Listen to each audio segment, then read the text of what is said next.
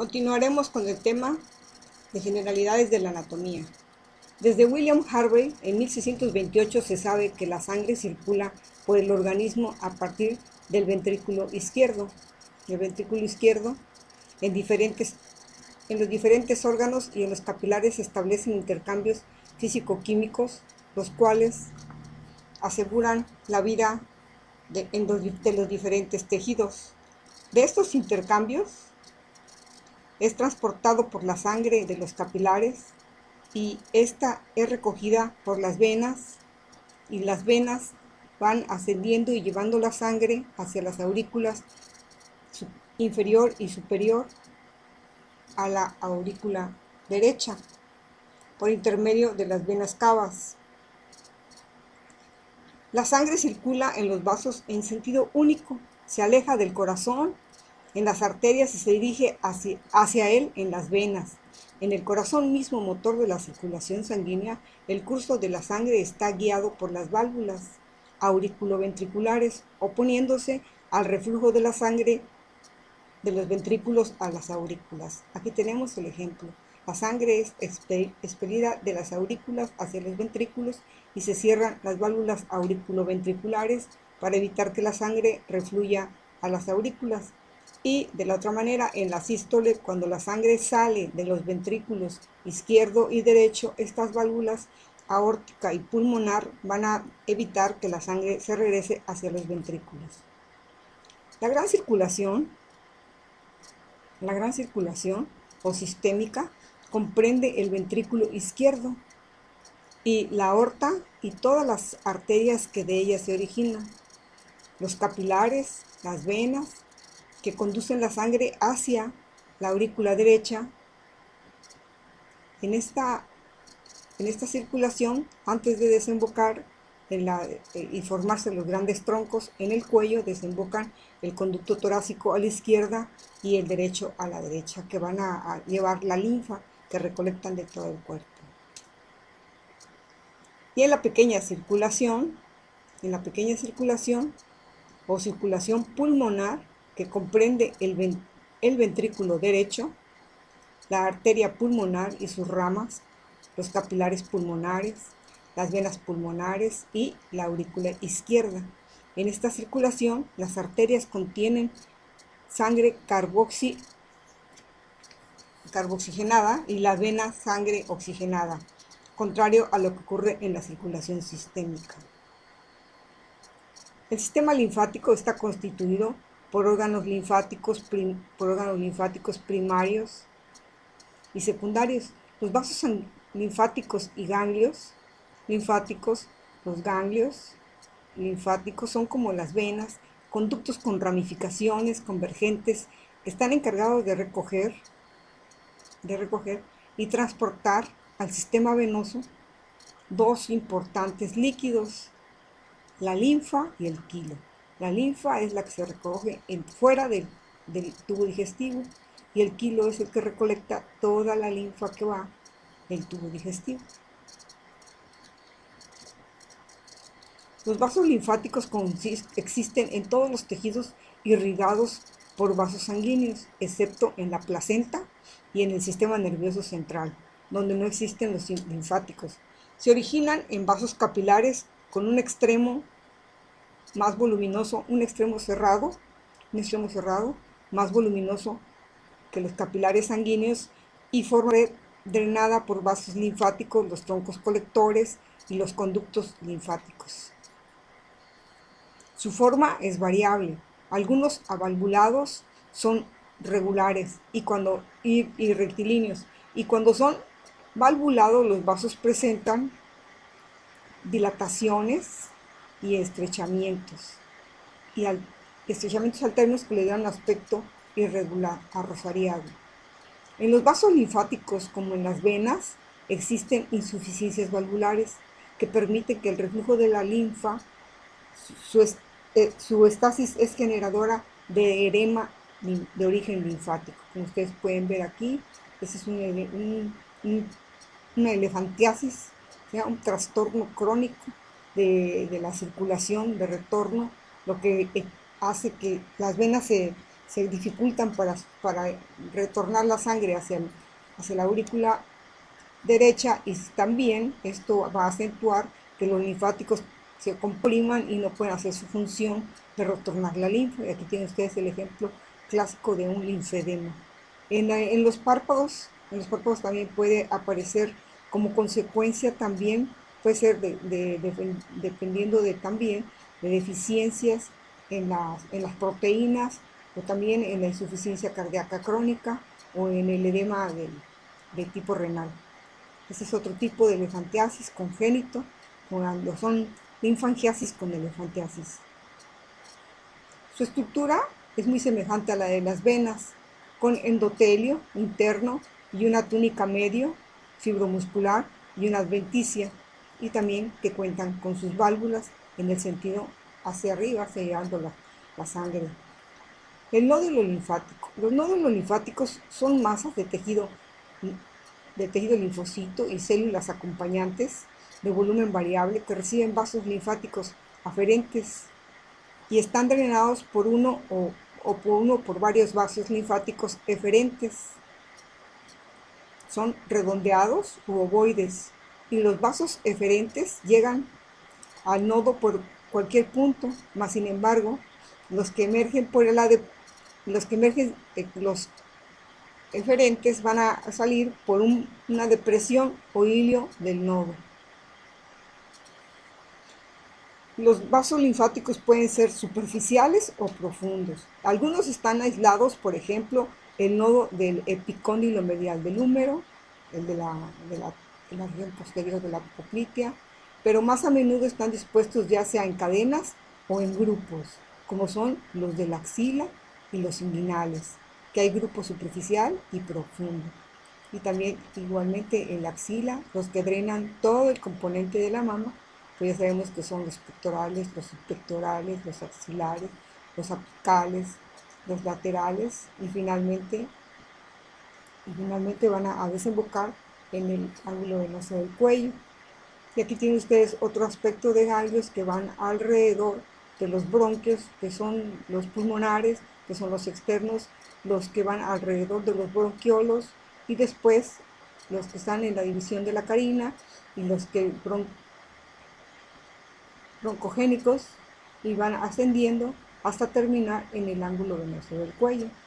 Estos ganglios son muy importantes cuando aumentan de volumen, porque pues, van a dar diferentes sintomatologías en diferentes patologías. Su estructura histológica está caracterizada por una cápsula fibrosa,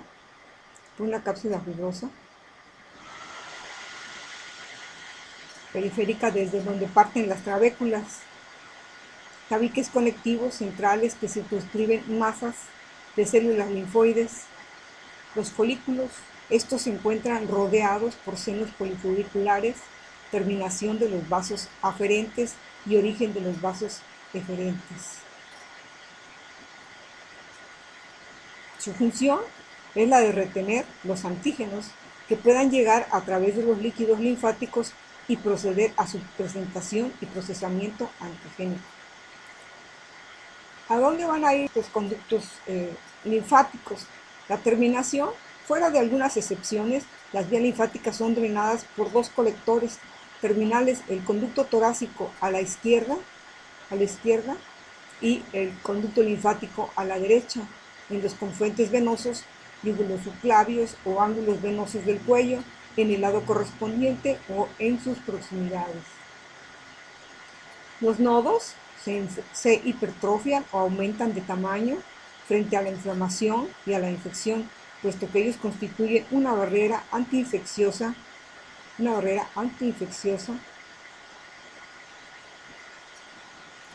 que son propias de afecciones tales como cánceres de origen linfático y los que drenan un órgano que tenga cáncer. Pueden estar invadidos por células neoplásicas, y esto se llama diseminación neoplásica. Y aquí tienen ustedes las fases: fase 1, fase 0, fase 1, fase 2, fase 3, fase 4, y cuando ya va a ir a llegar a otro órgano y lo va a transmitir esa patología que se encontraba localizada en que puede ser el tubo digestivo, pues puede aparecer después en el hígado se llama metástasis. La aparición de células tumorales separadas del sitio en donde se dio el tumor, sí se denomina metástasis y es una característica propia de los tumores malignos, ya que pueden penetrar a los vasos sanguíneos o linfáticos y en las cavidades peritoneales como el peritoneo, la pleura y a través de otros diseminarse hacia otras regiones. La diseminación puede ser por vía linfática, por vía hematógena o siembra de cavidades orgánicas. Puede ser también por continuidad. La sangre, la médula ósea, las células sanguíneas se forman después del nacimiento en la médula ósea. El proceso de hematopoiesis produce glóbulos rojos, eritrocitos y glóbulos blancos, granulocitos, eosinófilos, basófilos, linfocitos B y monocitos. Y solo los eritrocitos y las plaquetas se limitan a permanecer dentro de la sangre, mientras que todos los leucocitos pueden dejar la circulación y entrar a los tejidos extravasculares. Los linfocitos T se desarrollan y se maduran en el timo, habiendo sido generados en la médula ósea, ubicada en los huesos. Las plaquetas se producen en la médula ósea como fragmentos de megacariocitos. Tenemos el ejemplo del timo, es el órgano donde tiene lugar la diferenciación, selección y maduración de los linfocitos T. Tenemos en el mediastino anterior. Los tejidos linfoides, el timo, los nódulos linfáticos, el vaso y el tejido linfoide asociado principalmente con el tubo digestivo y respiratorio, tiene células de estroma de apoyo o de sostén que no son de origen hematopoyético, que es epitelio del timo, células no hematopoyéticas, dendríticas, foliculares de los nodos linfáticos, folículos del vaso, células dendríticas y macrófagos del sistema fagocítico mononuclear. Las células dendríticas y los macrófagos son derivados de los monocitos de la sangre que se encuentran en la mayoría de los tejidos y órganos y tienen un efecto inmunoestimulante como células presentadoras de antígeno, células CPA. El sistema nervioso central y periférico. El sistema nervioso central comprende el conjunto de los centros y vías nerviosas que se desarrollan a partir del tubo neural en el embrión. El sistema nervioso central se desarrolla a partir de tres vesículas que se encuentran, y la primera se llama prosencéfalo y que da origen a telencéfalo y al diencéfalo. Una vesícula media al mesencéfalo y una tercera vesícula posterior va a dar lugar al romboencéfalo, que va a dar origen al metencéfalo, al mielencéfalo y a la médula espinal. El sistema nervioso central está conectado a los diferentes órganos por intermedio del sistema nervioso periférico, formando así los nervios craneales. Este sería el nervio 1 olfatorio, 2 óptico, 3 ocular común, 4 patético, 5 el trigémino, 6 el vestíbulo coclear, 7 el facial, 8 el estetoacústico, 9 el glosofaringio, 10 el vago o neumogástrico, se va a distribuir en la tráquea, en la laringe, en la tráquea, los bronquios, en los pulmones, en el corazón, también en el tubo digestivo. Y ahora tenemos también hasta el ángulo cólico izquierdo. Y tenemos también el espinal, que va a inervar el músculo esternocleidomastoideo y el trapecio. Y el hipogloso está dedicado a la inervación de la musculatura intrínseca de la lengua. Entonces, mediante las fibras nerviosas se entremezclan con otras para dar origen a los nervios. Entonces, estos son los nervios craneales y estos son los nervios raquídeos, y que en algunas partes tienen nombres especiales, ¿sí?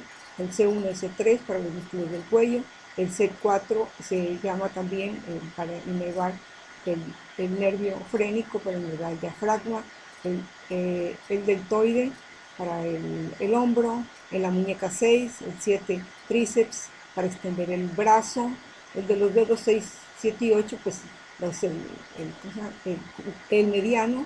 Ya vamos a tener los nervios que salen en la región torácica, ¿sí? Entonces de T1 en la mano todavía, y T2 a T12 son los intercostales, del T7 a T1 son los abdominales, y del T11 y L2 para los órganos de la eyaculación, y así sucesivamente. La morfología concierne solamente a las formas exteriores y las relaciones y la vascularización en el sistema nervioso central. Cierto número de formaciones no aparecen inmediatamente a la vista y deben ser descubiertas mediante cortes o secciones. Lo mismo con la configuración interna del segmento considerado. Vemos en esta diapositiva la superficie derecha del cerebro, y podemos apreciar que tiene cuatro colores porque en la superficie externa podemos apreciar que está dividida por una cisura que se llama cisura de Silvio, y que va a dividir a un lóbulo superior que se llama frontal del lóbulo temporal, y que llega hacia la parte media del lóbulo parietal. Y dividiendo entre el lóbulo frontal y el lóbulo parietal tenemos la cisura central o de Rolando, y entonces esta cisura va a dar origen a una limitación completa entre el lóbulo frontal y el lóbulo parietal, y después tenemos hacia atrás una cisura parieto-occipital que va a definir el lóbulo occipital del parietal. Tomando en cuenta también que existen áreas específicas, ¿sí? Que este es el área motora, que este es el área sensitiva, y que este es el área de la vista, y este es el área de la audición. Y también podemos encontrar que en la cisura de Rolando vamos a apreciar unos giros, el giro precentral y el giro postcentral, y el área motora primaria y el área sensitiva primaria. Ahora bien, la sistematización se describe como la organización anatómica y funcional en el sistema nervioso central, la localización y significación de los núcleos, las columnas y las láminas de sustancia gris, el trayecto y destino de los cordones, tractos, fascículos, comisuras, lemniscos, fibras, deposiciones y estrías que constituyen la sustancia blanca.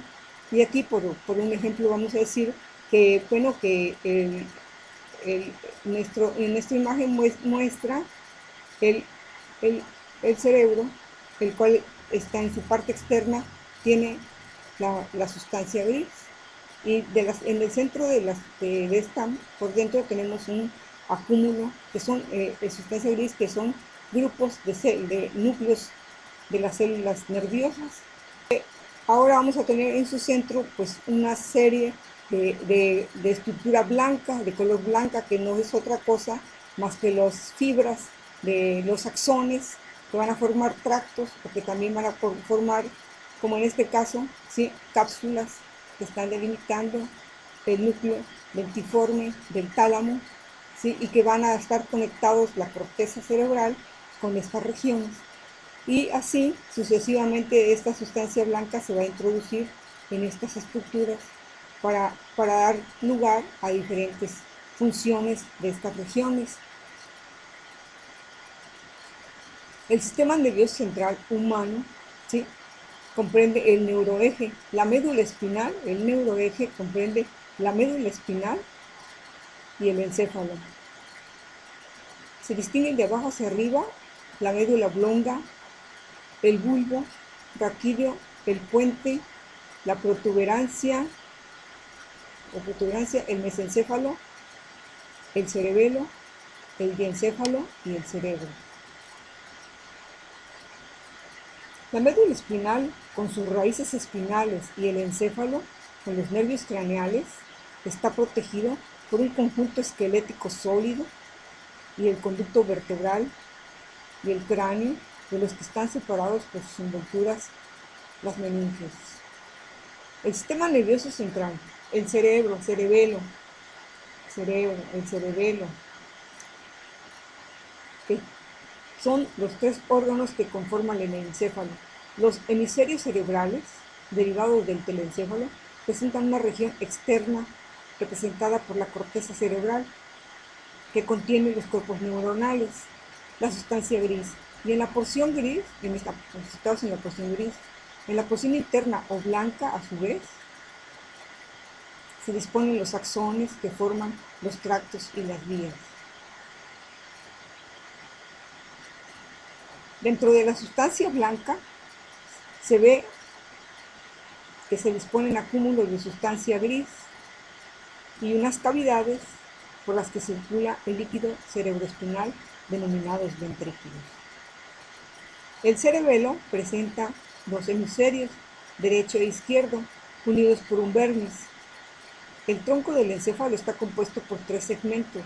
De craneal a caudal son el mesencéfalo, el puente y la médula oblonga. La médula espinal es la porción del sistema nervioso que está contenido en el conducto vertebral. Las meninges son las tres láminas de tejido conectivo que rodean, protegen y mantienen al sistema nervioso dentro del cráneo, el encéfalo.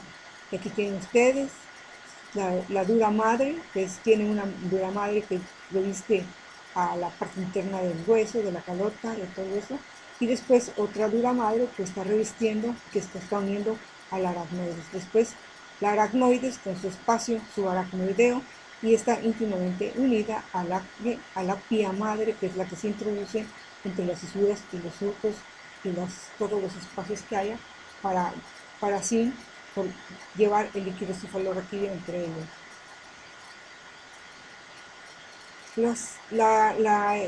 Aquí nosotros podemos ver como la dura madre, ¿sí? La dura madre parietal, la dura madre visceral, un seno venoso que está constituido entre el seno longitudinal y que en él va la sangre venosa del cerebro mismo. Las vellosidades aracnoideas, que son las por donde va a drenar el líquido cefalorraquídeo. La aracnoides, ¿sí? En su espacio subaracnoideo. La pía madre, que es la parte más profunda y que se adhiere íntimamente al cerebro, y es por donde van a ir también los vasos sanguíneos. Y aquí tiene la calota, como se muestra el hueso, que es un diploide, tiene una tabla externa y una tabla interna, y también los vasos que comunican, ¿sí?, de una área a la otra, así del cuero cabelludo puede pasar al seno longitudinal o a la inversa, ¿verdad? Y está sumamente irrigada porque tiene tejido esponjoso. Las divisiones funcionales del sistema nervioso central. La porción autónoma o vegetativa inerva al músculo liso de las vísceras y genera su respuesta frente a la detección de estímulos procedentes del medio interno. La porción somática del sistema nervioso está formada por nervios que transportan la sensibilidad consciente desde las regiones periféricas del sistema nervioso central y los nervios que inervan los músculos voluntarios. Así tenemos que esta neurona va comunicando al sistema nervioso central qué actividad o en qué posición está el músculo, va a recibir sinapsis, va a subir al cerebro, ¿sí? Y después, si es presenta, que puede ser va a terminar en ramas motoras terminales de los músculos de acción voluntaria, para flexión, para extensión, etc. Los nervios somáticos se disponen de manera segmentaria, asociados a la disposición de los somitas ubicados a cada lado del tubo neural. Tenemos 31 pares de nervios raquídeos y 12 pares de nervios craneales. Las neuronas sensitivas somáticas, aferentes somáticas generales, llevan la información de la temperatura, dolor, tacto y propriocepción desde la periferia al sistema nervioso central. La procepción es la información que procede de los receptores especiales y los músculos y tendones, y permite determinar la posición y el movimiento del sistema musculoesquelético. Los eferentes motores somáticos son fibras motoras somáticas que llevan información desde el sistema nervioso central hacia los músculos esqueléticos. En este caso, estos eferentes que va a efectuar acción y va a salir por la región posterior de la médula espinal. Los eferentes motores somáticos o ESG son fibras motoras somáticas que llevan información desde el sistema nervioso central hacia los músculos esqueléticos. Aquí está la aferente somática que lo lleva y la eferente somática que va hacia la acción del músculo. Un dermatoma es una región o área de la piel que está inervada por un solo segmento o nivel de la médula espinal, es decir, por un único nervio espinal de cada lado. La distribución de los dermatomas presenta alguna superposición en cuanto a su distribución. Entonces,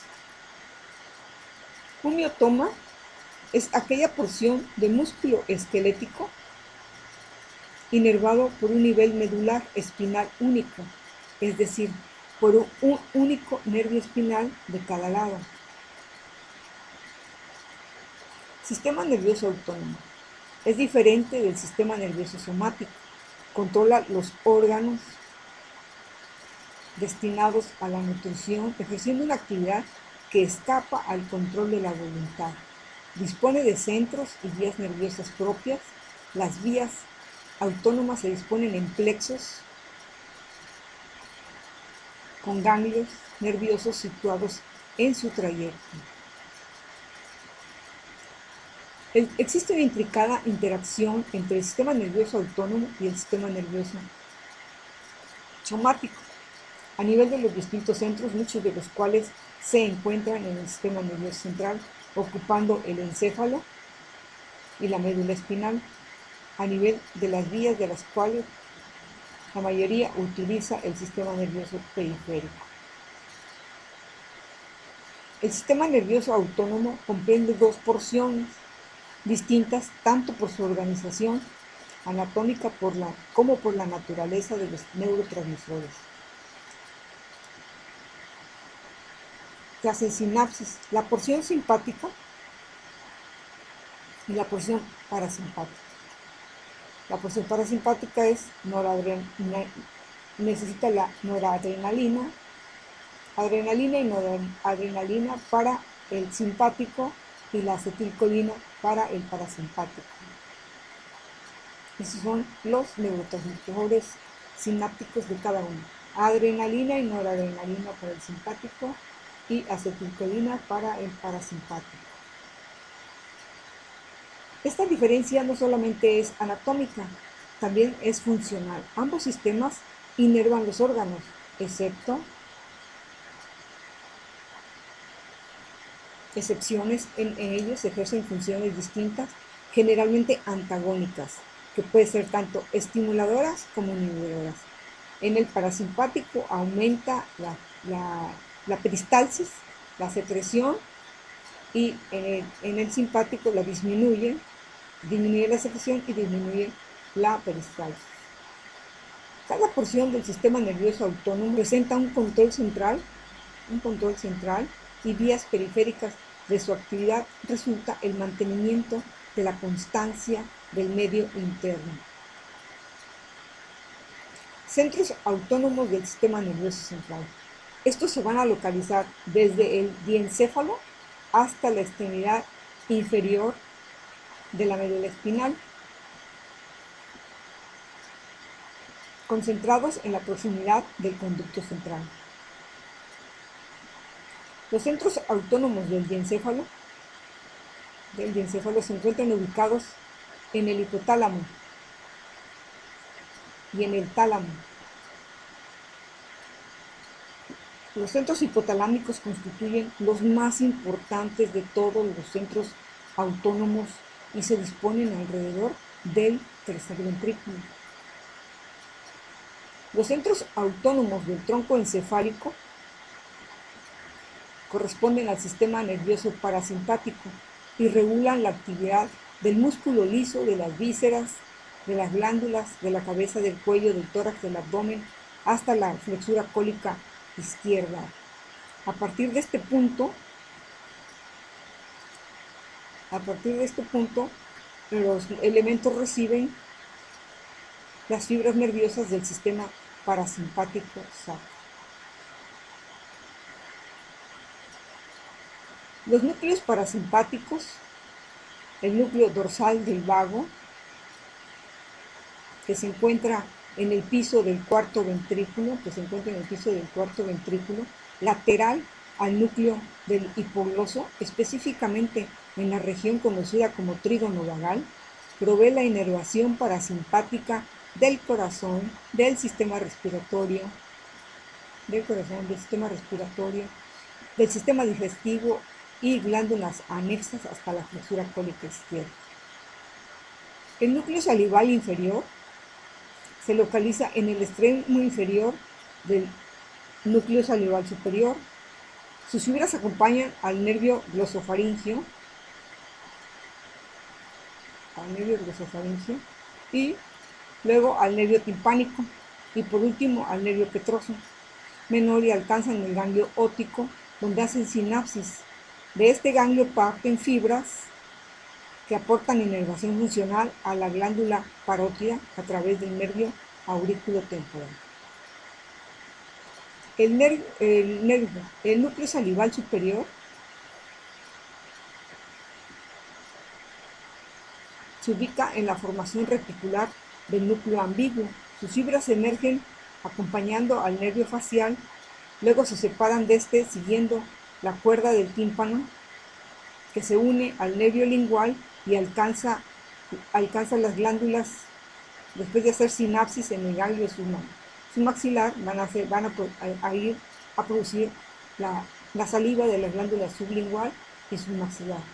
Asimismamente, el nervio facial, a través del conducto pterigoideo, el nervio del mismo conducto, va a dar origen en el ganglio pterigopalatino y va a dar origen al nervio que va a dar la inervación de las fosas nasales y también de la cavidad oral y del vestíbulo. Igualmente, esta rama se va a anastomosar con la rama cigomática del trigémino para unirse con la rama de la glándula, la rama lagrimal del trigémino, y entonces van a producir la lágrima. El núcleo lagrimal, este se encuentra rostral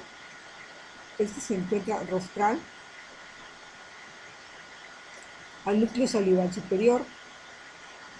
Sus fibras se incorporan al nervio facial, luego al nervio petroso mayor, que se une al nervio petroso profundo, proveniente del plexo carótico timpánico, formando el nervio del conducto pterigoideo, a través del que alcanza el ganglio pterigopalatino, del que emergen las fibras postganglionares, para seguir luego en el nervio cigomático y alcanzar a través de la rama cigomático-temporal al nervio lagrimal y terminar en la glándula. El núcleo visceral del nervio oculomotor se encuentra alrededor del núcleo del nervio oculomotor en la porción superior del mesencéfalo. Sus fibras forman parte del nervio oculomotor y alcanzan el ganglio ciliar, del que parte la inervación para las fibras musculares del esfínter de la pupila y del músculo ciliar. Los centros autónomos de la médula espinal son simpáticos y parasimpáticos. Los cuerpos de las neuronas que corresponden a estos centros están ubicados en el asta lateral de la médula espinal o intermedio lateral de la médula espinal. En la médula espinal, los centros vegetativos se encuentran principalmente en los segmentos espinales que se extienden de T1 a L2 y de S2 a S4. Los segmentos torácico y lumbar forman el sector central. Del sistema nervioso simpático. En la médula sacra, los centros vegetativos forman el sector central del parasimpático. El sistema nervioso entérico. Este es un grupo de neuronas motoras y sensitivas. Es un conjunto de células de la glía que forman dos plexos interconectados, los plexos nerviosos mientéricos, el plexo mientérico y el plexo submucoso. Entonces aquí tenemos cómo está constituido el tubo digestivo. Tenemos una capa de fibras musculares longitudinales. Bueno, primero está el peritoneo, la serosa, después la subserosa, la muscular longitudinal, después sigue una capa de tejido conectivo y después el plexo mientérico. Y después del plexo mientérico tenemos también una capa muscular circular y abajo de esa capa circular va el plexo submucoso. Y abajo del plexo submucoso está la mucosa del tubo digestivo.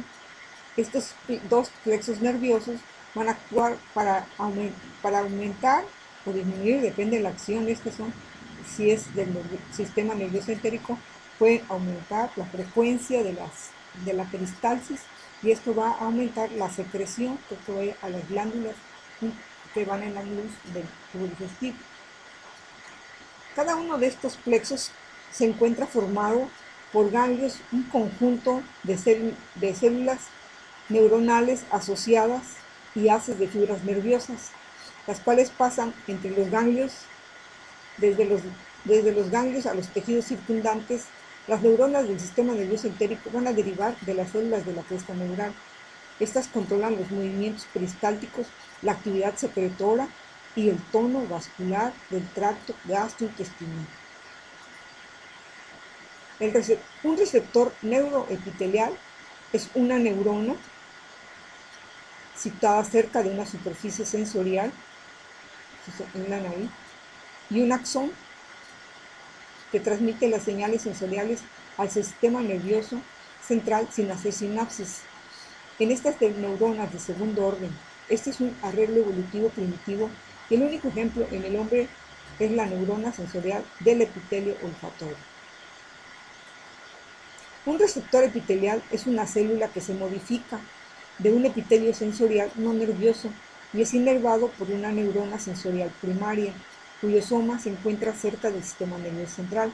En la epidermis tenemos los epiteliocitos táctiles en la A, los receptores de la presión en la letra B, en la C el receptor al dolor, el receptor del plexo nervioso capilar, el receptor para el frío y el receptor del calor.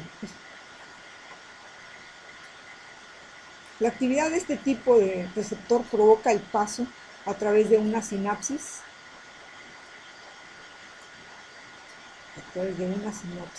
¿sí? Y en los receptores del gusto, las células individuales están en renovación constante a través del epitelio circundante. Los receptores visuales en la retina son similares en su forma y en sus relaciones, pero estas células derivan de las paredes ventriculares del encéfalo y no son reemplazadas. Aquí la luz entra, ¿sí?, al ojo y va a hacer una reacción fotoquímica en los conos, en los bastones y en los conos atrás de la retina, y entonces después va a ir a través del ganglio de las células bipolares, se activan y de esta manera estos axones van a caminar, ¿sí?, van a converger para formar el nervio óptico y este nervio va a transmitir la información a la corteza visual del cerebro en el lóbulo occipital. Un receptor neuronal es una neurona sensorial primaria que tiene un soma y un ganglio craneoespinal y una prolongación periférica que termina en una terminal sensorial. Todos los sensores cutáneos, con la excepción de los epiteliocitos táctiles y propioceptores, son de este tipo. Las terminales sensoriales pueden ser encapsuladas o vinculadas a las estructuras mesodérmicas o ectodérmicas para formar parte del aparato sensorial. Siempre, aparentemente no vemos, pero una neurona presináptica tiene que hacer sinapsis para poder hacer su función. Y aquí tienen todas las puertas, con puertas que se tienen que abrir y los canales que tienen que dejar pasar para que puedan pasar las sustancias o hacer la conexión. Sí, aquí están liberando acetilcolina ¿sí? Que tenemos aquí la acetilcolinesterasa y tenemos toda la cascada de elementos que van a hacer, unos van a cerrarse, otros van a abrir continuamente para hacer de este espacio sináptico una actividad adecuada. El sistema digestivo se encarga fundamentalmente de incorporar los alimentos, fragmentarlos, producir su degradación enzimática, digerirlos y, y puede ser dividido en un conducto continuo que se extiende desde la boca hasta el ano, pasando pues la cavidad bucal, los dientes, la lengua, la orofaringe, la, oro, ¿sí? la faringe posterior, después tenemos la, la faringe propiamente dicho, el esófago que comienza en la unión cricofaringea y que lo lleva la comida hacia abajo del diafragma, 3 centímetros por abajo, lo atraviesa al estómago, del estómago al intestino, al duodeno, del duodeno al intestino delgado, después a la válvula iliocecal, al colon ascendente, al colon transverso, al colon descendente, y hilo pélvico y alambre.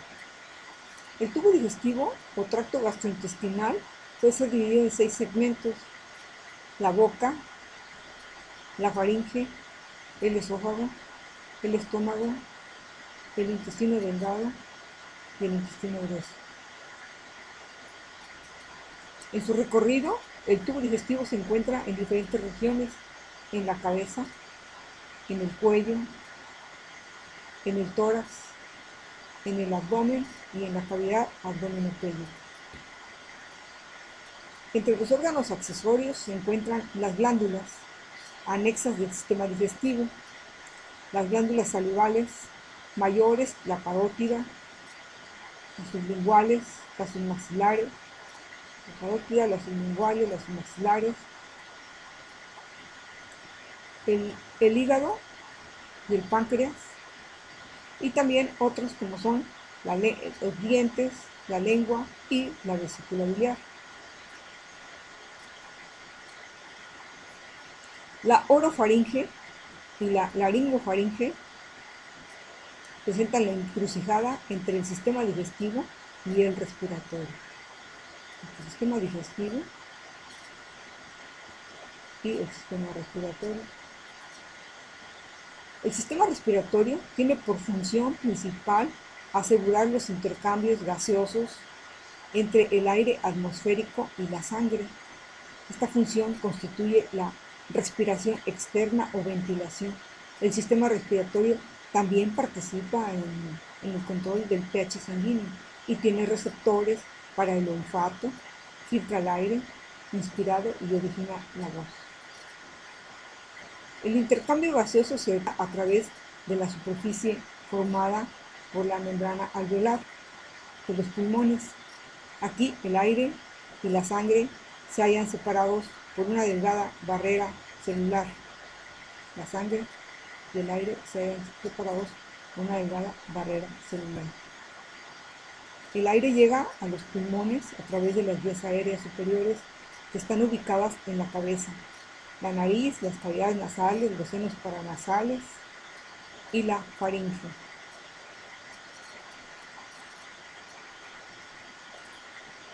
Ahora, las vías aéreas inferiores están ubicadas en el cuello, en el tórax, y están constituidos por la laringe, la tráquea, los bronquios principales y sus ramificaciones. Dentro del pulmón, los bronquiolos hasta llegar a los alveolos. Las cavidades nasales tienen receptores para el olfato. La laringe es un órgano emisor de sonidos vocales, la fonación.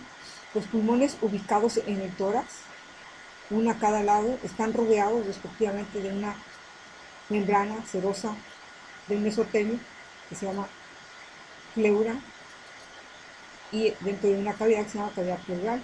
La irrigación sanguínea de cada pulmón tiene como función especial, además de la nutrición del órgano, proveer la sangre para el intercambio gaseoso. El sistema urinario está constituido por órganos formadores y excretores de orina, y son retroperitoneales. La orina que se produce por cada riñón se reúne en la pelvis renal y luego es transportada por el uréter hacia la vejiga urinaria, que es el reservorio de paredes musculares y volumen variable ubicada en la pelvis y que está encargada de la evacuación de la orina a través de la uretra. La uretra femenina es más corta que la masculina y esta es una uretra masculina. Los sistemas genitales. Estos sistemas aseguran la reproducción del ser humano.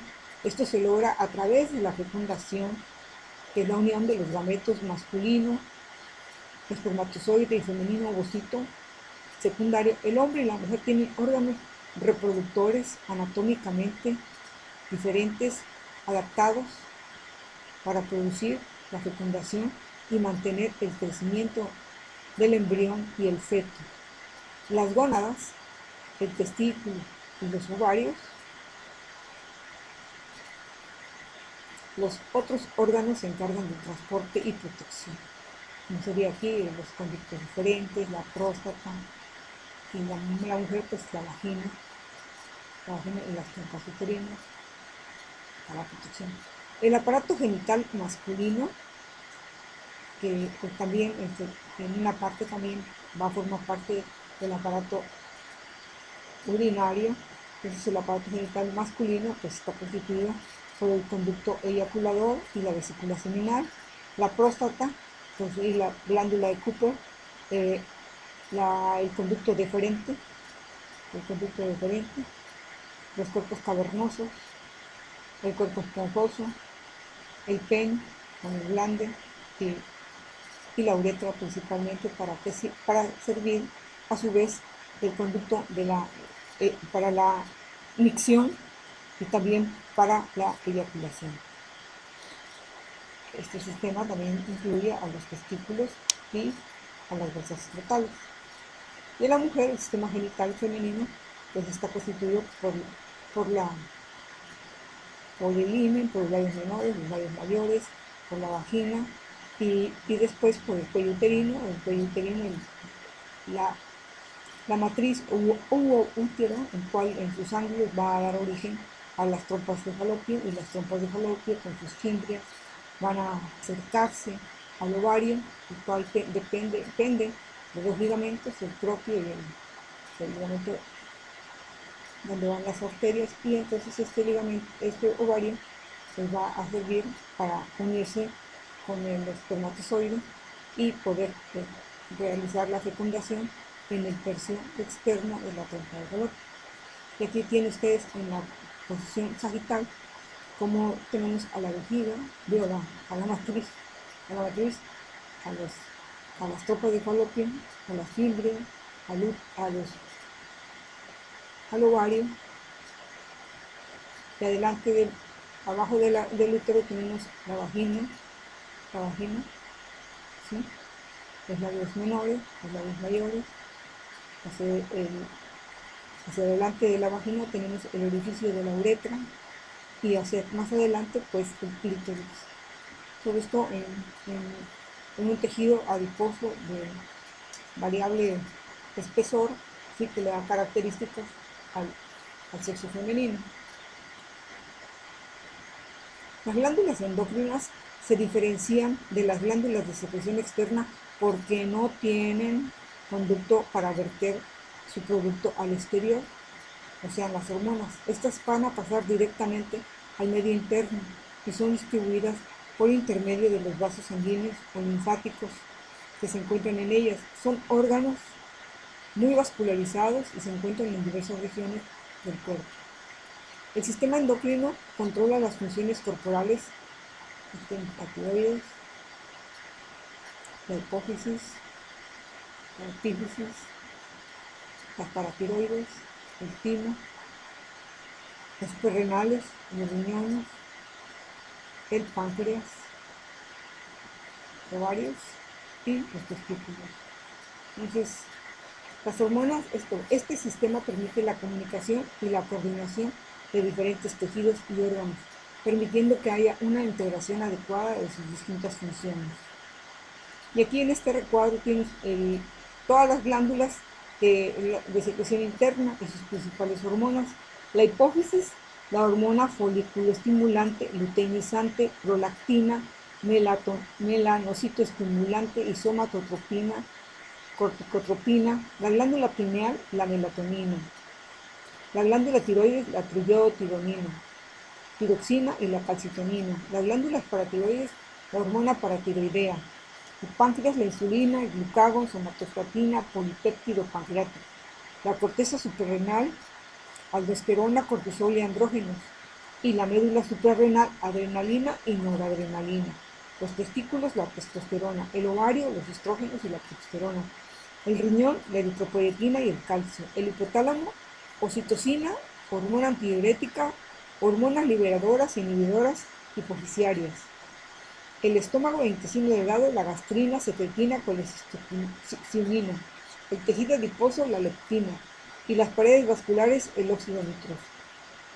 Las cavidades corporales son espacios amplios ubicados dentro del cuerpo que contienen, separan y sostienen los órganos internos de la cavidad craneal, torácica y abdominopélvica. Aquí tenemos nosotros los órganos que encontramos en la cavidad abdominopélvica, ¿sí? La parte del recto, la próstata, la vesícula seminal, la próstata, las vesículas seminales, el conducto deferente, la vejiga urinaria, y esto es todo lo que encontraríamos en la cavidad pélvica, ¿sí? Hasta la glándula de Cooper que está en el límite. Otra cavidad, pues la cavidad craneal, en donde se encuentra el cerebro y sus envolturas. Y una cavidad pulmonar, en donde está esta cavidad, pues va a tener mucha importancia, y a su vez va a estar cubierta de membranas, ¿verdad? Las pleuras, y también en ella, en la parte central, es un tórax visto en su cara anterior, que se le ha quitado el esternón, la flecha esternal, y las costillas que ahí se van a insertar. Y tenemos en su parte media, han retirado también el mediastino anterior, tenemos el mediastino medio inferior, ¿sí? Y las cavidades pulmonares.